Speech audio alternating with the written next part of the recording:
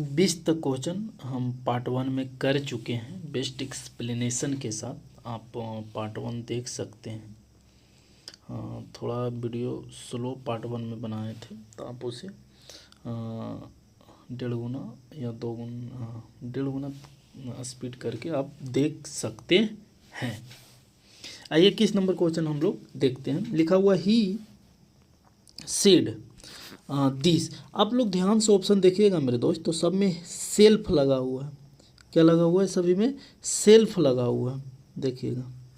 और यहाँ भी देखिएगा सेल्फ लगा हुआ है, हर जगह सेल्फ लगा हुआ, सेल्फ लगा हुआ। तो सेल्फ लगने के मतलब आपके दिमाग में जाना चाहिए ये क्वेश्चन जो है चाहे रिफ्लेक्सिव प्रोनाउन का होगा, नहीं तो एम्फसाइजिंग प्रोनाउन का होगा। आपको हम सादा पेज में समझाने की कोशिश करते हैं।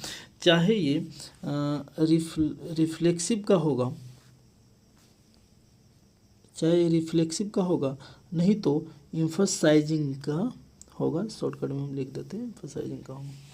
दो ही में ये ऑप्शन आपको देखने को मिलेगा और दोनों का सेम होता है, चाहे रिफ्लेक्सिव प्रोनाउन होता है एम्फसाइजिंग प्रोनाउन हो, दोनों सेम होता है। ठीक है, जैसे हम यहाँ पर लिखते हैं आई, आई का रिफ्लेक्सिव प्रोनाउन होता है माई सेल्फ। ठीक है, इसी प्रकार ही का होता है हिम, हिम सेल्फ।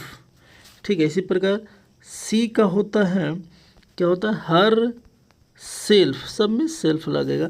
दे का होगा देम सेल्फ। इस तरह से ऑप्शन होता है। ठीक ना, तो आप ऑप्शन के अनुसार इतना ही मार सकते हैं। ही का क्या होगा? हिम सेल्फ हो जाएगा। ठीक है, लेकिन सर आपको सवाल बन रहा होगा कि रिफ्लेक्सिव और एम्फसाइजिंग में क्या अंतर है। बस हम 2 एग्जाम्पल के माध्यम से आपको बताते हैं कि रिफ्लेक्सिव और एम्फसाइजिंग में क्या अंतर है। जैसे हम यहाँ पर लिखे आई हर्ट यू। देखो, मैं तुम्हें चोट पहुंचाया। हर्ट का पहला रूप भी हर्ट होता है, दूसरा भी हर्ट होता है। मैं तुम्हें चोट पहुंचाया या मैं तुम्हें दुख पहुंचाया। देखो, पहुंचाने वाला आई है, दुख किसे पहुंचा? यू। यहाँ पर ये अलग व्यक्ति है मेरे दोस्त और ये अलग व्यक्ति, दोनों अलग अलग है। लेकिन मैं इसे बोलूँ I hurt myself, I hurt myself. अब किसे चोट पहुंचा रहा? खुद को चोट पहुंचा रहा है, मतलब खुद को दुख पहुंचाया। अब यहाँ पर कोई अलग व्यक्ति नहीं है बल्कि आई ही है, आई खुद है। तो आई जब खुद है, अलग व्यक्ति नहीं है, एक मतलब आई यहाँ और आई यहाँ, 2 जगह तो नहीं हो सकते। जैसे आप आईना देखते हैं, आईना में आप होंगे और आपका एक रिफ्लेक्शन होता है। आप मिरर में अपना फोटो देख सकते हैं, 2 व्यक्ति नहीं है। इसी प्रकार माई सेल्फ यहाँ पे रिफ्लेक्शन दिखा रहा है, इसीलिए आई का रिफ्लेक्सिव प्रोनाउन क्या होगा? My self. और माई सेल्फ यहाँ पर काम कर रहा है रिफ्लेक्सिव प्रोनाउन का। माई सेल्फ यहाँ पे रिफ्लेक्सिव प्रोनाउन का। ध्यान देने वाली बात इतना है मेरे दोस्त कि जब भी रिफ्लेक्सिव प्रोनाउन आएगा तो ऑब्जेक्ट के जगह पर आएगा। देखो, सब्जेक्ट हो गया, वर्ब हो गया और ये ऑब्जेक्ट, ऑब्जेक्ट के स्थान पर क्या आया? माई सेल्फ आया। लेकिन एम्फसाइजिंग प्रोनाउन क्या होता है? जैसे हम लिखे आई, लिखे I myself, I myself do this. Reflexive pronoun चाहे सब्जेक्ट के बगल में आएगा, नहीं तो सेंटेंस के अंत में आता है। और एम्फसाइजिंग प्रोनाउन चाहे सब्जेक्ट के बगल में आता है, नहीं तो सेंटेंस के अंत में आता है। और एम्फसाइजिंग प्रोनाउन नहीं भी लिखा जाए तो सेंटेंस में कोई फर्क नहीं पड़ने वाला है। जैसे माई सेल्फ यहाँ पे ढक लेते हैं, लिखा हुआ I do this, I do this, मैं यह करता हूँ। लेकिन यहाँ माई सेल्फ, मैं खुद जोड़ देता है, एम्फसाइजिंग में जोड़ देता है, मैं खुद यह करता हूँ। ठीक ना, तो ये हो गया कैसा? एम्फसाइजिंग। लेकिन आपको इतना ध्यान नहीं देना, बस ऑप्शन से बिल्कुल आसानी से देखिएगा, आप चुन लीजिएगा। क्या लिखा हुआ? He said this. देखिए भाई साहब, खाली ही का रिफ्लेक्सिव होता है, एम्फसाइजिंग हो। यहाँ पर तो आपको कोई दिमाग लगाने की जरूरत नहीं थी। ही का डायरेक्ट ऑप्शन नंबर कुछ होगा सी। क्या हो जाएगा? हिम सेल्फ हो जाएगा। बताइए, कोई दिक्कत? कोई दिक्कत नहीं। आगे आइए, लिखा हुआ study comma you will not pass. मेरे दोस्त, मेरे भाई, आप ध्यान दीजिएगा, लिखा हुआ choose the correct combination. Combination का मतलब होता है सेंटेंस को जोड़ने की काम करता है। जिस तरह से ऊपर सेंटेंस दिया हुआ इसी के मीनिंग के अनुसार ऑप्शन से चुनिए। ये एक अलग टॉपिक हो जाता है, बड़ी टॉपिक, हम यहाँ पे एक्सप्लेन भी अच्छे से नहीं कर सकते हैं, लेकिन आप इसका मीनिंग जरूर देखिएगा। मीनिंग के अनुसार आप ऑप्शन चुन लीजिएगा। जैसे study hard comma you will not pass, मेहनत, कड़ी मेहनत करना। स्टडी देखिएगा, ध्यान से देखिएगा, स्टडी यहाँ पर वर्ब है और हार्ड जो होता है ना एडवर्ब का काम करता है। देखो, हार्ड जो एडवर्ब का काम करता है। पढ़ो कैसे? हार्ड। हार्ड के मतलब होता है पैशनेटली कोई काम करना, पूरे तरीके से कोई भी काम करता है एकदम समर्पित होकर काम करना, वही हार्ड दिखाता है। स्टडी हार्ड, कड़ी मेहनत करो, एकदम पूरे समर्पित होकर मेहनत करो, comma you will not pass, तुम पास नहीं होगे, मेहनत करोगे पास नहीं होगे, अगर मतलब उल्टा नेगेटिव उल्टा मीनिंग दे रहा है, तुम कड़ी मेहनत करो नहीं तो तुम फेल हो जाओगे, कुछ ऐसा मीनिंग दे रहा है। अगर ऐसा मीनिंग 4 ऑप्शन में से जो देता है वही ऑप्शन सही होगा, कड़ी मेहनत करो नहीं तो तुम फेल हो जाओगे। देखो यू विल नॉट पास, तुम नहीं पास होगे, you will have to study hard, you will have study, तुम पास नहीं होगे और तुम्हें कड़ी मेहनत करना पड़ेगा, पहला ऑप्शन बोल रहा है। सर ये पहला ऑप्शन तो नहीं हो सकता। दूसरा पास यू विल नॉट, देखिए पास पहले दे दिया है, अब देखिएगा पास पहले आ गया, अगर बाद आया यू विल, वर्ब बिल के बाद आना चाहिए ना, तो बी ऑप्शन भी गलत है। सी देखिएगा हार्ड स्टडी, हार्ड स्टडी नहीं होता, स्टडी हार्ड होता है। जैसे देखिएगा मेरे दोस्त अंतर क्या है सर, देखो अगर हम बोल देंगे ना वर्क हार्ड, वर्क वर्ब है, अगर मतलब काम करो कैसे, हार्ड मेहनत से काम करो, अभी तुरंत बताया ये एक एडवर्ब है। लेकिन अगर हम लिख देंगे हार्ड वर्क, हार्ड वर्क जो होता है वो नाउन की तरह काम करता है, लेकिन हमें यहाँ वर्ब चाहिए। हार्ड स्टडी यू, लॉजिकल बात हो रहा है। नीचे डीड स्टडी हार्ड, देखो यहाँ ठीक है, स्टडी के बाद हार्ड आया, कड़ी मेहनत करो नहीं तो, अदरवाइज का मतलब उल्टा दिखाता है, कंट्राडिक्ट दिखाता है, नहीं तो तुम क्या हो गए, यू विल नॉट पास, नहीं तो तुम पास नहीं होगे। तो ऑप्शन नंबर डी सही होगा, क्योंकि पूरा मीनिंग यहाँ पे सही दे रहा है। ठीक है, आइए 24 नंबर क्वेश्चन, को 24 नहीं 23 number question. The question of the last examination, last examination का क्वेश्चन आउट हो गया। लास्ट एग्जामिनेशन मतलब पास्ट दिखा रहा, पास्ट यहाँ पर ऑप्शन देखिए एक ही ऑप्शन है, ऑप्शन नंबर कौन हो जाएगा, बी हो जाएगा, ऑप्शन नंबर बी। लीकिंग नहीं होगा, बिल लीक नहीं होगा, ऑप्शन नंबर बी हो जाएगा, दिमाग इस पे। आइए 24 में ही ट्रेवल्ड, वह यात्रा किया, Khalistan all the world, all के बाद खालिस्तान द वर्ल्ड, देखो पूरे दुनिया में वो यात्रा, ऑल इन द वर्ल्ड नहीं भाई साहब, ऑल ओवर द वर्ल्ड, ये एक फ्रेज है, रट जाए, all over the world preposition का फ्रेज है, ऑल ओवर द वर्ल्ड, ये तो रटने की बात है, ऑल ओवर द वर्ल्ड हो जाएगा। ठीक है, आइए 24 के बाद आते हैं हम लोग 25 नंबर में। कह रहा है सी हट Khalistan while crossing the road, अभी तुरंत हट की चर्चा हो रहा था, आइए हट थोड़ा सा देख लेते हैं।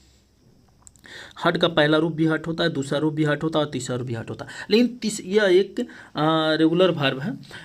हट जो है एक तरह का वर्ब के साथ साथ एक पार्टिसिपल का भी काम करता है। पार्टिसिपल का मतलब एडजेक्टिव होता है, पार्टिसिपल का मतलब मेरे दोस्त एडजेक्टिव होता है। ठीक है, आप जैसे बोले एडजेक्टिव, जैसे हम बोले ना मुझे गुस्सा आया, I got angry, I got angry, देखो गॉट के बाद गेट पढ़े होंगे तो पता होगा, इसके बाद एडजेक्टिव आता है, मुझे क्या आया, गुस्सा आया, आई गॉट एंग्री, एंग्री क्या है, एडजेक्टिव है।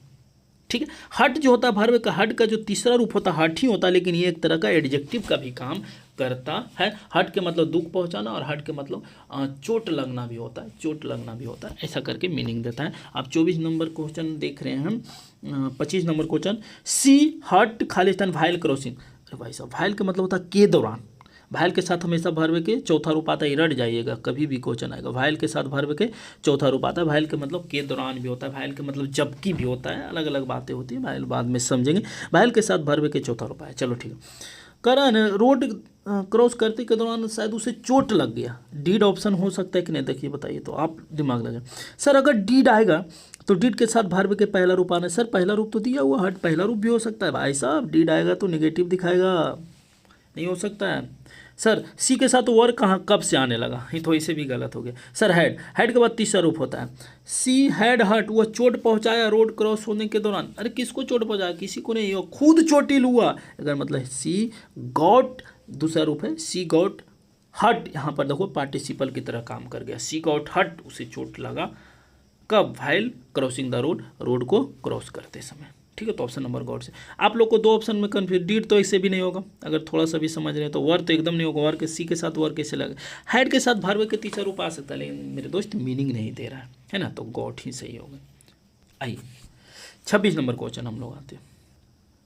कह रहा है Khalistan the habit of smoking, the habit of smoking, give in to give up, give up, give up के मतलब होता है छोड़ना, गिव अप के मतलब क्या होता है, छोड़ना, ये एक वर्ब है, ये क्या है, वर्ब, इसको आप लोग को रटना पड़ेगा, आपको हम अलग से करवा देंगे, आपको एक फ्रेजल वर्ब आती है ना, आपको इंपॉर्टेंट फ्रेजल वर्ब इसी वीडियो पे इसी चैनल पे हम करवा देंगे। तो गिव अप के मतलब होता है कोई चीज़ क्या करना, छोड़ना, गिव अप का मतलब क्या होता है, छोड़ना। तो न करा give up the habit of smoking, छोड़ दीजिए क्या स्मोकिंग का जो हैबिट है। तो गिव अप मीन्स रट जाना मेरे दोस्त, गिव अप मीन्स छोड़ना होता है। 2 फ्रेजल वर्ब हम दूसरा नंबर क्वेश्चन में रटवाए थे और ये 26 नंबर का है। गिव अप के मतलब छोड़ना होता है, ठीक है।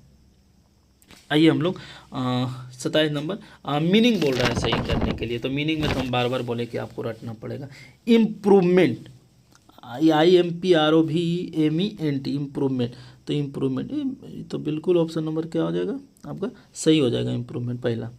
इम्प्रूवमेंट ई से नहीं होगा, आई से होता है। इम्प्रूवमेंट ये भी गलत है, ऑप्शन नंबर ए सही होगा।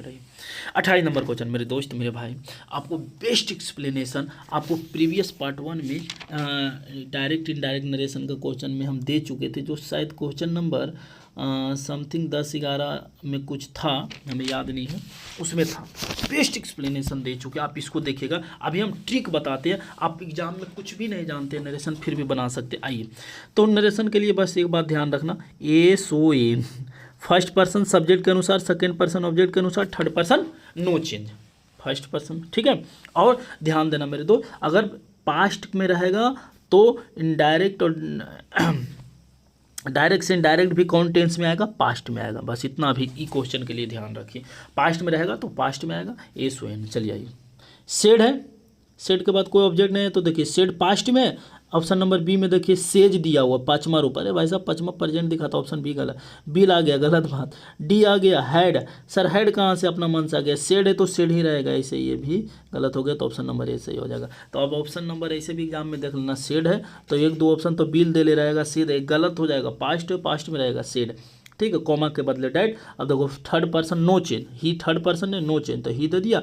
और देखो ईज है तो ईज को पास्ट में बदलिए, ईज का क्या हो जाएगा, वाज, इसका क्या हो गया, was playing tennis. Option number ही बिल्कुल सही है। ऑप्शन अगर नहीं भी समझ में आ रहा तो पास्ट देख के भी आप मार सकते हैं, एक्सप्लेनेशन के लिए प्रीवियस वीडियो देख लीजिएगा। 29 नंबर क्वेश्चन आइए, बी सॉ मैं देखा, 29 नंबर क्वेश्चन, बी सॉ मैं देखा खालिस्तान द ट्री, पेड़ देखा, क्या विथ फ्रूट, अरे फल के साथ देखा मतलब लदा हुआ है ना। तो लैडन ऑफ, लैडन बीत के मतलब हो जाता है, सीधा सीधे रटिएगा, लैडन बीत के मतलब ये होता है लैडन बीत के मतलब होता है लदा होना, लैडन बीत के मतलब लदा होना। तो ऑप्शन नंबर ए सही हो जाएगा, है ना। लैडन बीत फ्रूट से लदा हुआ देखा, लैडन लैडन, ठीक है, लीडिंग नहीं होगा। अरे यार भाई सब ऐसे देखो, ऑप्शन देखो, ऑप्शन देखो, ऑप्शन छाड़ देंगे। लीड के मतलब होता है नेतृत्व करना, अरे फल नेतृत्व करेगा भाई साहब। लेड के मतलब होता है जहाज पर सामान लोड करना, ये भी नहीं होगा। लीडिंग, लीडिंग तो लीड से ही बना, LED भी नेतृत्व करना, तो ऑप्शन नंबर ए इसे भी सही हो जाएगा, ठीक है। आइए बहुत अच्छा शानदार, अगला क्वेश्चन पे हम लोग बढ़ते हैं।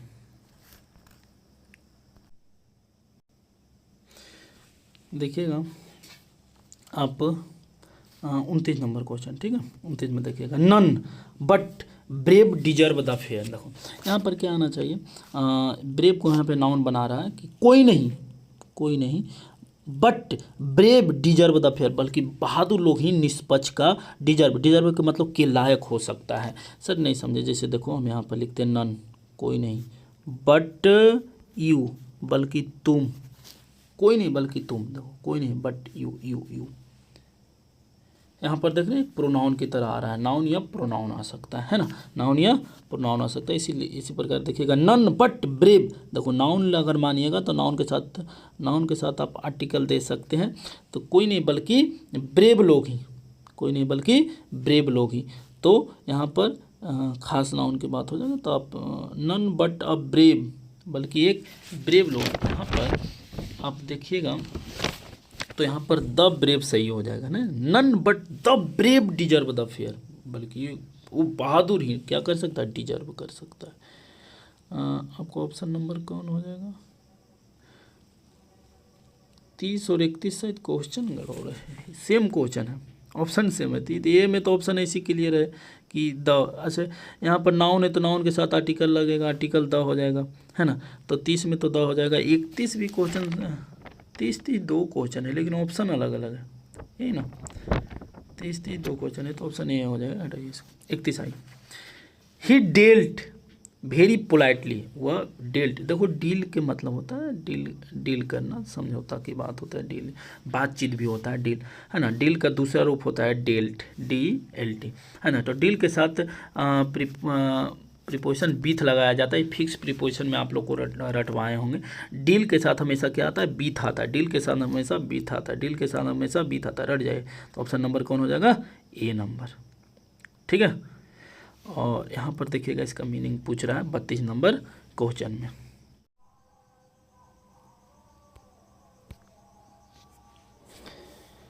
इन अ बुल्लू मून एक फ्रेजल वर्ब है। तो phrasal verb in a blue moon के मतलब होता है कोई घटना घटना, लेकिन रेयरली में, मतलब कभी काल के बात हो रही है, ऐसा घटना जो ना के बराबर हो, है ना। तो in once in a blue moon का मतलब होता है ऐसी घटना जो ना के बराबर हो, है ना। तो ऐसा कोई मीनिंग अगर ऑप्शन में दे रहा है तो देखिए, एन इवेंट डेट हैपेंस, ऐसा इवेंट जो होता है इनफ्रिक्वेंटली। इनफ्रिक्वेंटली का मतलब होता है रेयरली, ना के बराबर, है ना।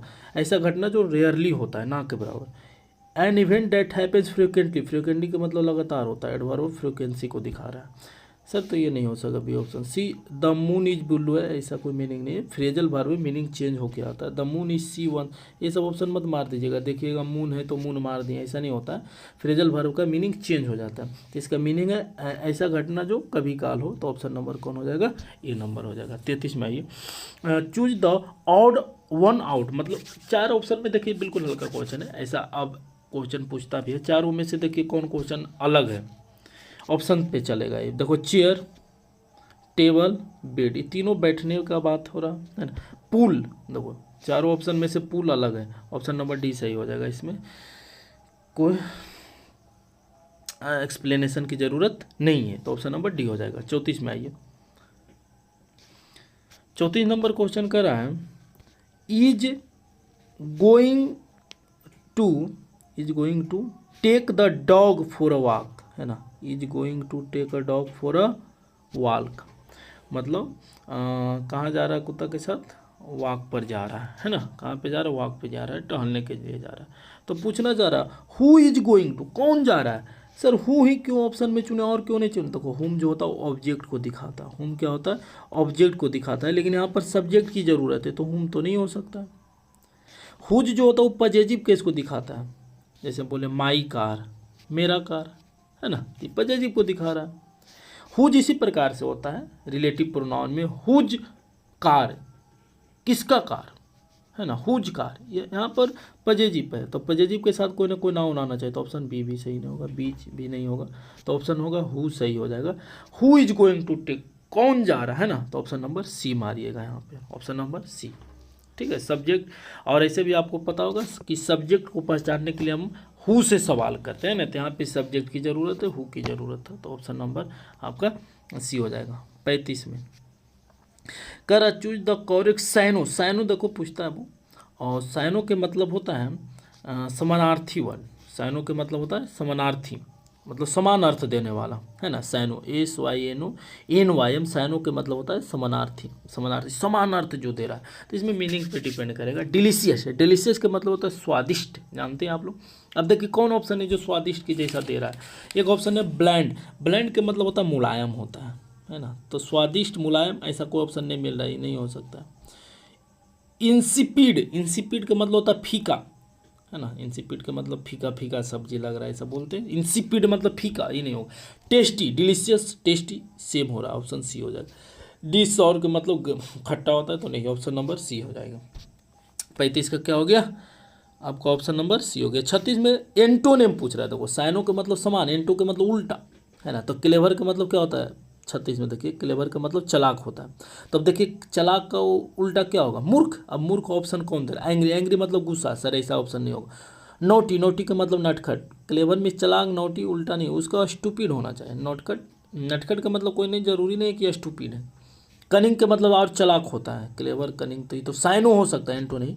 डी ऑप्शन स्टूपिड, ठीक है, स्टूपिड हो जाएगा ऑप्शन। स्टूपिड मतलब मूर्ख हो जाएगा। क्लेवर का उल्टा पूछा, वहाँ पर साइनो के मतलब हो गया था क्या, साइनो के मतलब सेम हुआ था, है ना। साइनो के मतलब सेम हुआ था, लेकिन एंटो के मतलब क्या होता है, उल्टा, और साइनो के मतलब सेम होता है। तो यहाँ पर ऑप्शन नंबर कौन सा हो जाएगा, डी हो जाएगा।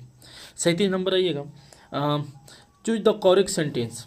ठीक है, यहाँ पर प्रीपोजिशन जानना चाह रहा है। देखो सेम सेंटेंस है, she is married, she is married, she is married, she is married, with लगेगा, बाय लगेगा, टू। आप लोग को पता होगा मैरी पे एक बहुत अच्छा वीडियो बनाए थे, सिर्फ मैरी को लेकर हम लगता है 20 से 25 मिनट का वीडियो बनाए थे। लेकिन यहाँ पर समझिएगा मैरी के साथ प्रीपोजिशन क्या लगता है अलग अलग, लेकिन अभी हम एक सेंटेंस लिखते हैं। जैसे लिखे I am married, I am married, sorry अच्छा चलो रहने दो।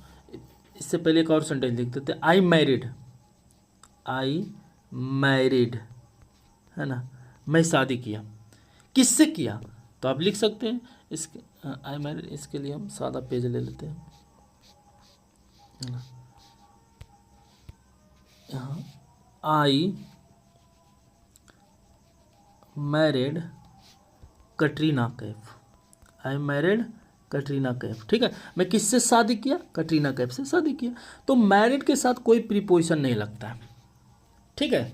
लेकिन अगर इसको पैसिव वॉइस में बनाया जाए, हम लिखे ही इज मैरिड, उसका शादी किया गया, है ना, उसका शादी जो ही इज मैरिड, तो कि पैसिव वॉइस में उस पैसिव वॉइस कैसे होगा? देखो हेल्पिंग वर्ब के साथ वर्ब के कैमा रूप आ गया, तीसरा रूप आ गया, पैसिव वॉइस। तो जब यही सेंटेंस पैसिव में बदल दीजिएगा तो मैरिड के अपना प्रीपोजिशन टू ले लेता है कि आप किसके साथ, he is married to Katrina Kaif, he is married to Katrina Kaif. ठीक है, तो पैसिव में रहेगा तो आप यहाँ पर टू प्रीपोजिशन लगता है। ठीक है, तो आप ऑप्शन नंबर देख लीजिएगा 37 में। She is married, she is married, देखो सी इज मैरिड सब पैसिव वॉइस में, और अगर पैसिव वॉइस में तो प्रीपोजिशन लेगा भी तो क्या लेगा? टू। तो ऑप्शन नंबर कौन से हो जाएगा? सी से हो जाएगा। आई होप ये क्वेश्चन समझ में आया होगा। अगर और भी डिटेल देखना चाहते तो एक बहुत अच्छा वीडियो बनाया है मेरी पे, आप देख लीजिएगा। आइए 38 नंबर क्वेश्चन कर रहा है, द फोन इज, फोन क्या हो रहा है sir? Phone is ringing, phone बज रहा है। फोन क्या हो रहा है? बज रहा है। तो ऑप्शन नंबर ए हो जाएगा, इसमें कोई लॉजिक दिमाग लगाने की बात नहीं। द फोन इज रिंगिंग, है ना सर। और भी क्यों? देखो यहाँ पर मेरे दोस्त मेरे भाई ध्यान देना, जब भी helping verb is, am, are, was, were, be form आता है तो हमेशा वर्ब के कैमा रूप आता है, चौथा रूप आता है। ये बात को ध्यान दीजिएगा, है ना। तो द फोन इज आया, तीज के साथ ऐसे भी वर्ब के चौथा रूप आएगा। सर इज के बाद तीसरा भी तो आ सकता है, पैसिव में अरे आ सकता है, ये नहीं बोल रहा कि नहीं आ सकता, लेकिन यहाँ पर सेंस दे रहा है कि फ़ोन क्या हो रहा है? बज रहा है। The phone is ringing. तो ध्यान देना, जब भी जे मारेगा तो हमेशा वर्ब के चौथा रूप मारिएगा, अगर नहीं कुछ समझ में आए तो। अगला ये 39 में, बर्ड्स कैन फ्लाई, पंछियों जो है उड़ सकती है, सही बात है। बट डॉग्स, डॉग्स नहीं उड़ सकता है, डॉग्स कांट, डॉग्स नहीं उड़ सकता, कांट। आगे कुछ देने की जरूरत नहीं, अंडरस्टूड है कि कांट के बाद वर्ब कुछ आएगा, फ्लाई ही आएगा, है ना। तो ये अंडरस्टूड है, इसीलिए यहाँ पर नहीं लिखा गया है। तो आपको ऑप्शन नंबर कौन हो जाएगा? डी हो जाएगा कि डॉग नहीं उड़ सकता, कांट, कांट, कांट का मतलब नहीं कर सकता है, ठीक है, एबिलिटी को दिखाता है। ठीक है, 40 में मिस स्पेल्ड, ओहो 40 बहुत अच्छा क्वेश्चन है, वर्ड मीनिंग पे 4-5 क्वेश्चन आ जाता है। देखना है कि चार में से कौन। एडवाइज, एडवाइज मतलब सलाह, ADVIC, सही बात है। और एक होता है मीनिंग ADVIAC भी होता है।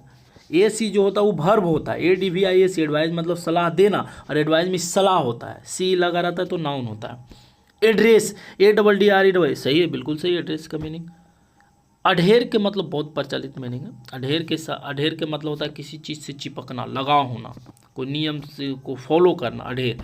तो अढेर भी ठीक है, एडिक्शन गलत है, ADD होना चाहिए, है ना। तो यहाँ पर ऑप्शन नंबर गलत मीनिंग चुनने के लिए बोला, तो ऑप्शन नंबर C हो जाएगा, है ना। एडिक्शन का मीनिंग गलत है।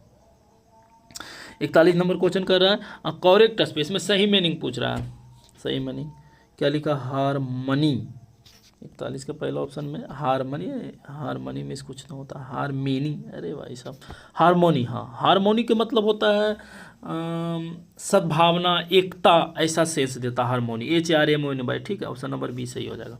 ठीक है, अगर जिसका मीनिंग वो आप नहीं जानते हैं तो क्वेश्चन से आप आगे बढ़ जाइएगा, है ना, क्योंकि आपको 100 में से 85 बनाना रहता है। सर इसका मीनिंग नहीं जान रहे, कोई ज़रूरी नहीं आपको बनाना है, लेकिन हम तो बताएंगे, है ना। ठीक है, आगे आइए 42 नंबर क्वेश्चन कर रहा है, a sound date can not be heard.